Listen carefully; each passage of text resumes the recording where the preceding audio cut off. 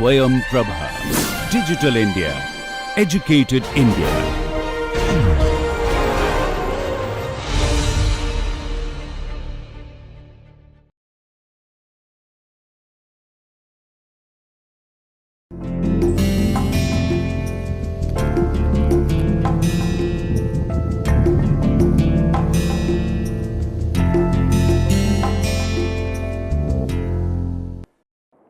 Welcome back.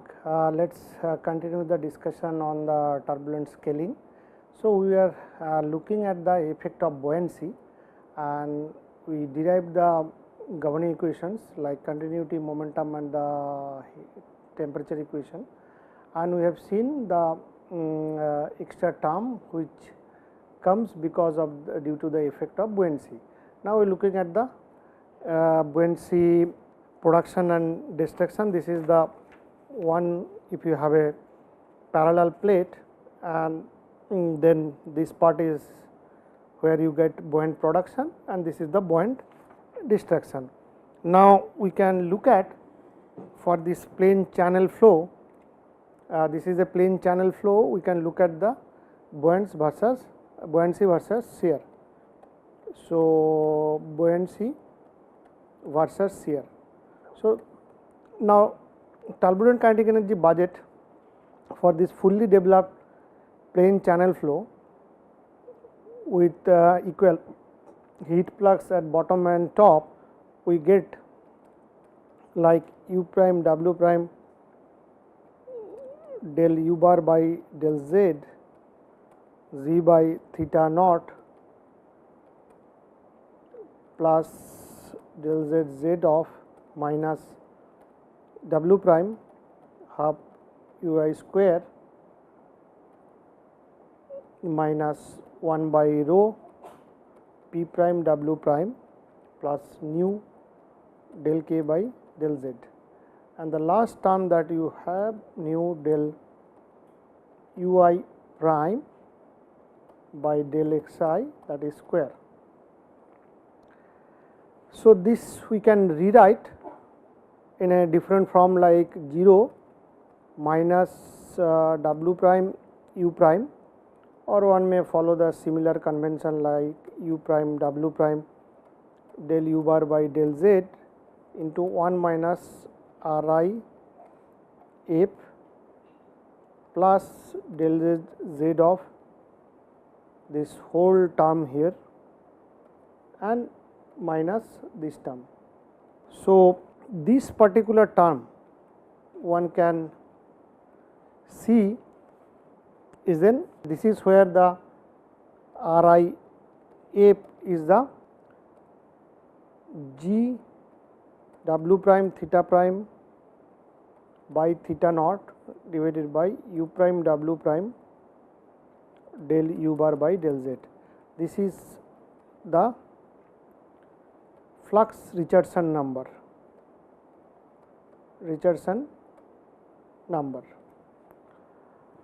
So, one can also categorize if RIF less than 0, then we get buoyant production, and if RIF greater than 0, you get destruction, buoyant destruction. Now, net turbulent kinetic energy production if Ri greater than 1, which is the upper bound of that. Now, we can see this effect of buoyancy on overlap region. So, you can think about this is an atmospheric boundary layer, where in the overlap region is the region between your inner layer and the outer layer. So, the turbulent shear stress can be approximated at shear stress, basically this is shear stress at earth surface, which can be rho u tau square, and the turbulent heat flux, which is rho Cp. This is the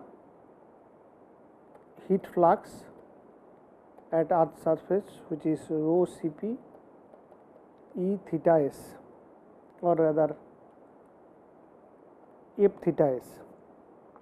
Now, if the buoyant effect on mean velocity is small, which is a neutral boundary layer case, then the mean velocity in overlap region one can write by u tau del u by del z equals to 1 by kappa, which is going to give you minus del u bar by del z equals to u tau cube by kappa z.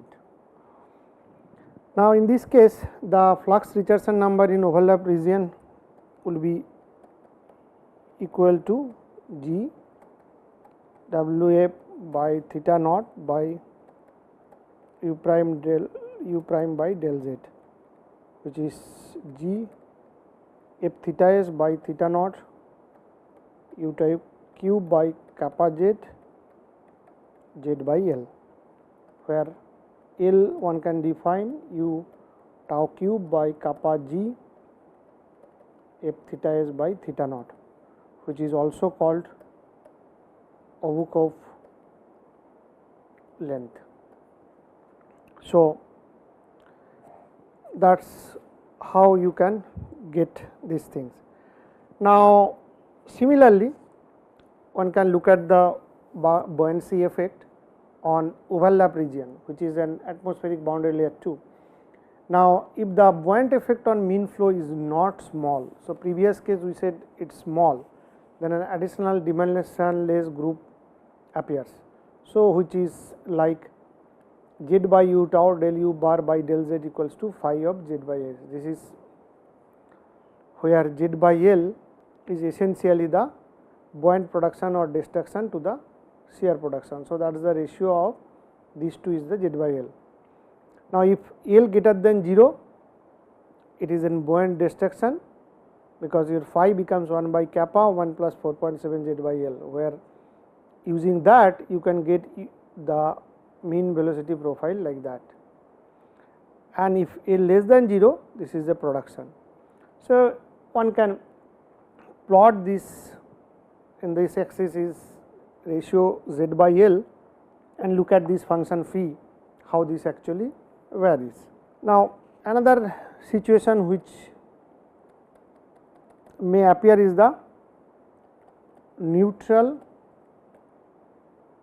atmospheric boundary layer, where you can have this limit phi by z by L would be 1 by kappa in overlap region.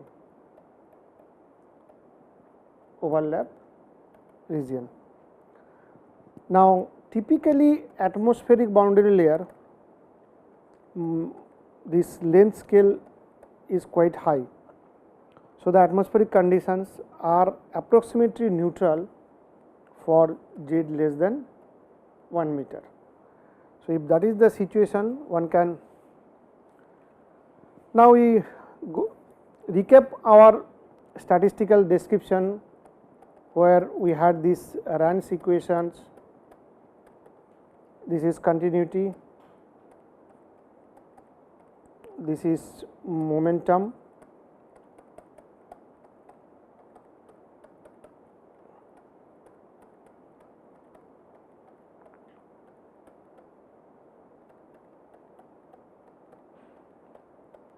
and this is Reynolds stress term. Now, here we got one continuity equation, 3 momentum equation, or 3 component of the momentum equation. So, total we get 4 equations, but we got here total 10 unknown, 10 unknowns like P, ui, uj prime. So, basically 3 velocity component, 1 pressure component 4 plus 6 Reynolds stress component. This is 6 component, this is 3 and this is 1. So, total it lead to 10 unknowns. So, we need closures, otherwise we cannot solve this system of equation.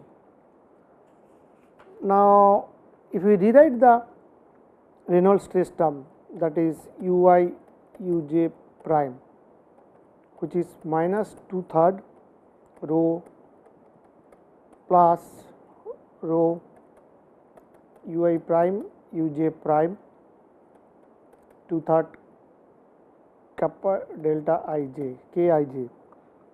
This term is isotropic part and this is the deviatoric part.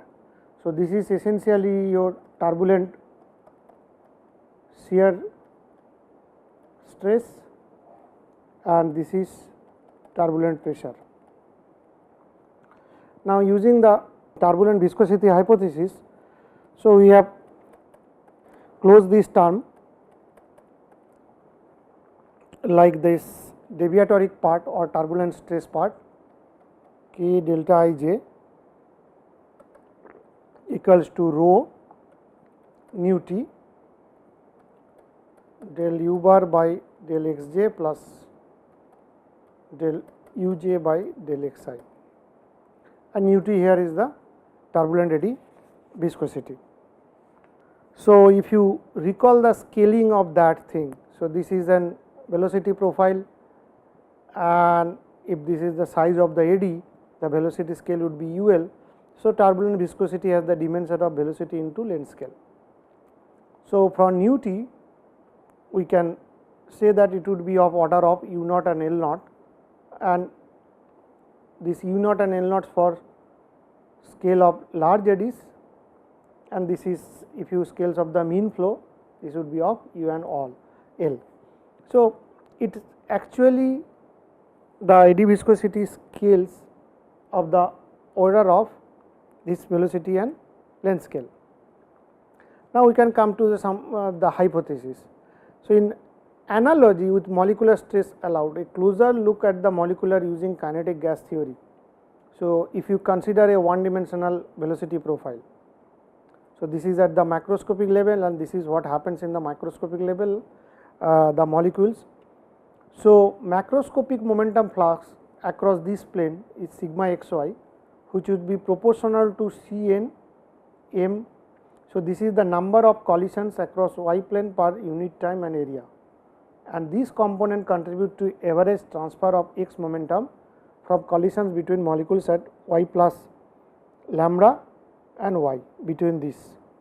So, using the Taylor expression, one can write this sigma xy in terms of this and then lambda del u by del y, where L is represented like this. Here lambda is the mean free path, C is the mean molecular speed, m is the molecular mass, and n represents the number of molecules per unit volume.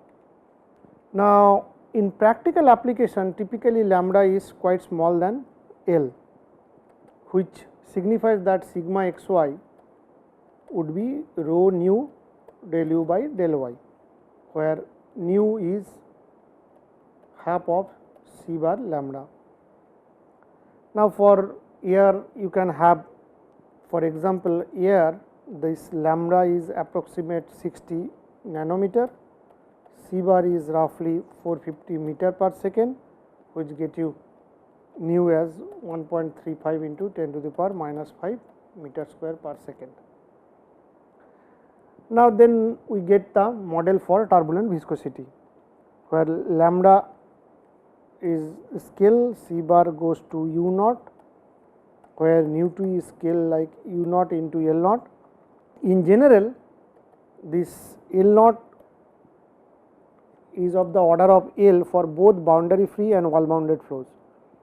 So, that means the turbulent mixing is non-local.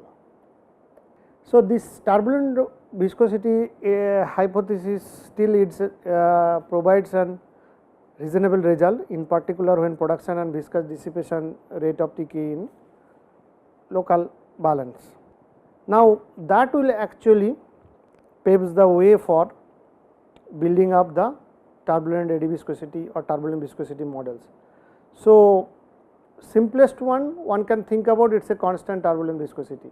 So, you simple jet like this, where nu t is u naught y half by R e t. So, the simplest one has a limited range of applicability, only boundary free shear flows.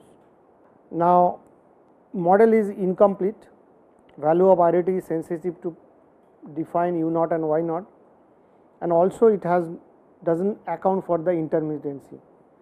So, that way the nu t, if you take a factor for intermittency ahead of this, which will look like this. So, this intermittency will give you the probability that at a fixed position x the flow is turbulent.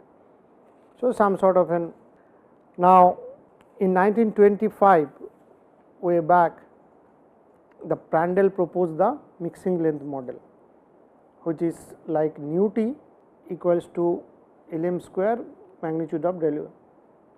And then later on in 1963, Smagorinsky generalized that and says that nu t would be like this, where Sij is the strain rate tensor. And you can look at this, where this model can be, and later on also Smagorinsky used this hypothesis to derive the some other turbulence model. Now, then the development moved to a one equation model, where the model in which turbulent kinetic energy is used to estimate characteristics velocity scale. So, this is the example of Prandtl one equation model in 1940, where nu t is approximated like this constant root over of kinetic energy Lm, and this is the kinetic energy equation that used to be solved, where these are the model coefficients. Now, this model has a good agreement with the DNS in outer layer of the turbulent plane channel flow, but it fails in viscous wall region. So, it is incomplete since mixing length has to be specified. That means, this particular term Lm, which needs to be specified beforehand when you start your calculation. So, you need to specify that, and which creates the problem here. Now, later on there is the development moved ahead, and we have got two equations model, where simple two equation model you solve k and epsilon model, while kinetic energy and along with the dissipation, where nu t is approximated like C mu k to the power 3 by 2 by epsilon, which is C mu k square by epsilon. So, this was proposed by Jones and Launder in 1972. Then different variant of model like k omega, where you solve for kinetic energy and the turbulent frequency. In that case, nu t equals to C omega k to the power half by omega, where C omega k by omega. This is proposed by Wilcox in 1993. See, this two equation models are complete in the sense that no flow dependent specification like such as Lm is required. So, that way they look complete, where you solve for the kinetic energy or epsilon or the turbulent frequency. So, typically these days, even in the industrial application, these models are quite heavily used. Now, how we actually look at the relationship between viscous dissipation rate with the entropy. So, viscous dissipation is given as nu del u prime by del xj, which is nu omega I prime square plus nu del to ui prime uj prime by del xi del xj, where omega I prime square by 2 is the entropy. So, the entropy is a measure of the, so this actually the measure of the intensity of vorticity fluctuation. So, now one can see in the small scale you get to see the largest amount of this contribution of entropy and contribution of the turbulent kinetic energy at the large scale. Now, for wall bounded flows, shear flows, wall bounded shear flows, outer layer you get this dissipation is somehow connected with entropy like that. So, that means this equation can be approximated as the equation for entropy. Now, there is a paradox from Kolmogorov in 1941 that epsilon is actually determined by the energy transfer rate at large scale, and thus it should be independent of viscosity. But when you look at this, they are sort of correlated.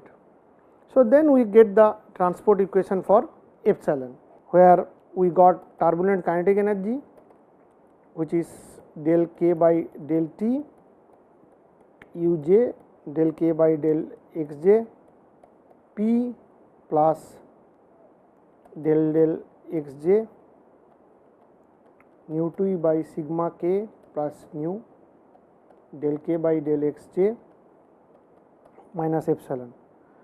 Similarly, we get the equation for epsilon, which is del epsilon by del t plus uj del epsilon by del xj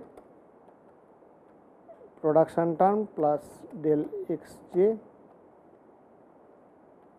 nu t by sigma epsilon plus nu, that would be del epsilon by del xj minus dissipation term. So, there is a production term, there is a dissipation term. So, there are some empirical relation for that. This difference of these two is approximated as epsilon by k C epsilon 1 p minus C epsilon 2 epsilon. Now, if p increases, kinetic energy increases, so turbulent kinetic energy transferred down. Now, energy cascade at time scale k by epsilon, which will if your epsilon increases, so which will tends to decrease turbulent kinetic energy. So, now that is a two equation model where you have k and epsilon, and if you put everything together, this is what you need to solve in a Rand's context, where the first equation comes from the continuity, second equation is your momentum, this is for turbulent kinetic energy, where p is the production of kinetic energy, this is epsilon, where these are some of the model constants. So, that is a complete model, and now this is quite readily available in any commercial CFD package or code, or also most of the code which are used by the academicians also.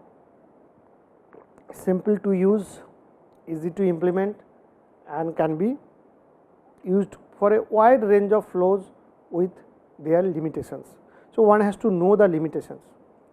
Now, if you look at those coefficients which are present there in the k epsilon model, so they are been determined by tuning the model for different flows. Now, one important flow is the decaying homogeneous turbulence. So, turbulence is absence of mean rate of strain. So, there is no production of turbulent kinetic energy, turbulence vanishes.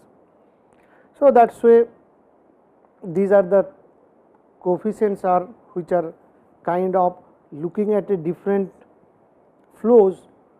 These coefficients are tuned over a period of time, and they are now these coefficients are somehow, one can say, widely acceptable for large number of flows. Having said that, one has to make a note here that any specific application, this requires some tuning. Now, behavior of this model in logarithm layer for let us say plain channel flow. So, if you look at the behavior, so u tau square would be like C mu k square by epsilon, and this would be p minus epsilon and epsilon by k C epsilon 1 p minus epsilon to epsilon plus del del y of nu t by c sigma y.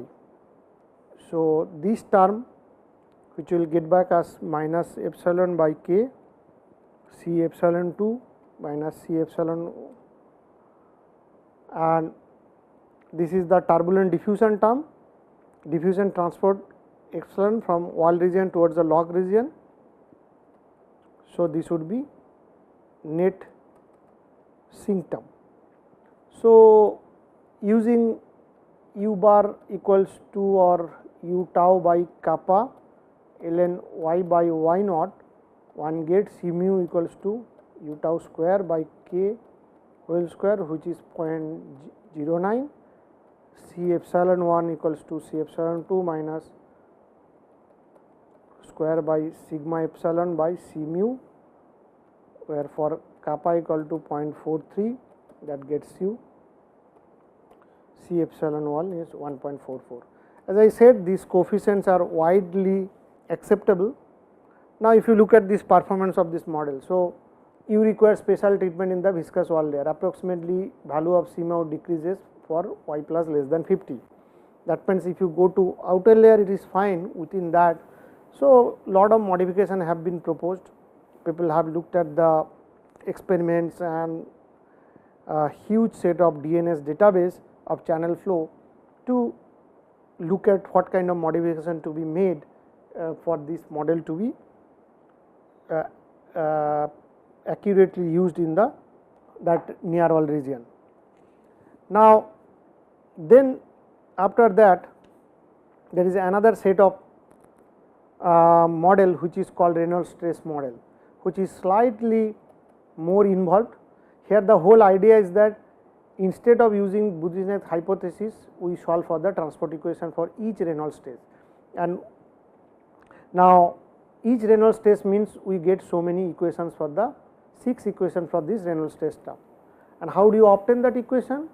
You subtract the mean momentum equation from the momentum equation, multiply momentum equation for ui prime with uk prime, similarly multiply momentum equation for uk prime, and two equations together, and once you take the Reynolds average, this is what you get.